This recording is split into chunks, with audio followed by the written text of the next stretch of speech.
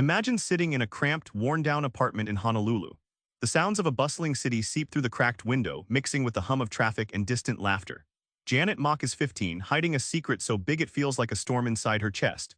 What does it take to live your truth when the world expects you to be someone else entirely? This is Redefining Realness, a raw journey through identity, survival, and unapologetic self-love. Janet's early years were a kaleidoscope of secrecy and confusion, growing up multiracial and trans in a world that barely understood either. Let's unpack her first steps towards self-realization amid isolation and discovery. At 15, Janet juggles the expectations of family and community while navigating the private reality of her gender identity. In the humid island air of Honolulu, she steals moments alone, reading about other trans lives, piecing together what she feels inside. Her childhood, wrapped in silence and fear, slowly begins to crack open as she dreams of becoming her true self. Think of identity like a fragile gem buried under rough earth. You could ignore it, or you could risk the dirt and grime to hold its brilliance in your hand. That gem, your truest self, demands careful excavation but shines with unmatched clarity once uncovered. Janet's story is about digging through layers of cultural, social, and personal dirt to claim that gem. This journey isn't just about survival, it's about claiming joy on your own terms. Janet's courage transforms not only how she sees herself, but how others begin to see her too. Her story flips the script on being real, showing us that authenticity isn't a fixed target but a brave, ongoing act of becoming. Janet's story lays bare the brutal realities faced by many transgender people. But it's not just hardship, it's survival mechanics and moments of unexpected grace. Growing up multiracial and trans meant Janet faced rejection not just from society but from her own family at times. Her mother's love was complicated, sometimes hesitant, sometimes fierce.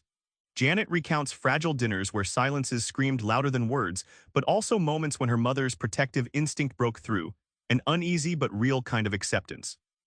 Imagine trying to fit through a tiny door that was never designed for you. Society's expectations box trans people in, every label feels like a wall. Janet learned to spot hidden side doors, small moments of kindness, laughter, or understanding that helped her sneak past the walls. Each breakthrough was a reminder that systems fail, but human connection can crack any fortress. Janet builds resilience not by hardening but by embracing tenderness. Her story is an emotional workout of balancing vulnerability with strength. She demonstrates that survival isn't just about grit, it's about nurturing compassion for yourself in a world that often withholds it. Janet's voice reverberates boldly. Realness isn't about fitting norms. It's about crafting your own narrative in a world that tries to write it for you. Janet refuses the language the world uses to cage her. She reclaims pronouns, names, and stories with deliberate precision, turning what once marginalized her into tools of empowerment. This reclamation is an act of defiance and creation, reminding us how words shape reality, especially for those who have been erased. Beauty in Janet's world isn't skin-deep or restricted by binary boxes.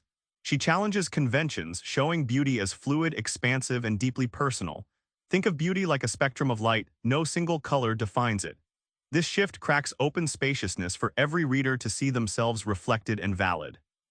Ultimately, Janet's story is a masterclass in self-love. She models how to confront shame, dismantle false narratives, and walk toward the light of unapologetic authenticity. Her journey invites everyone to ask, what does being real mean for you, and how will you claim it? Back in that cramped Honolulu apartment, Janet's journey from silence to self-love feels like a small revolution. Her story isn't just hers, it's an invitation to all of us to face our own truths, however messy they might be. Try this. Tonight, write one thing about yourself you want to reclaim or define on your own terms. That's realness starting right there. Subscribe for more book summaries like this one.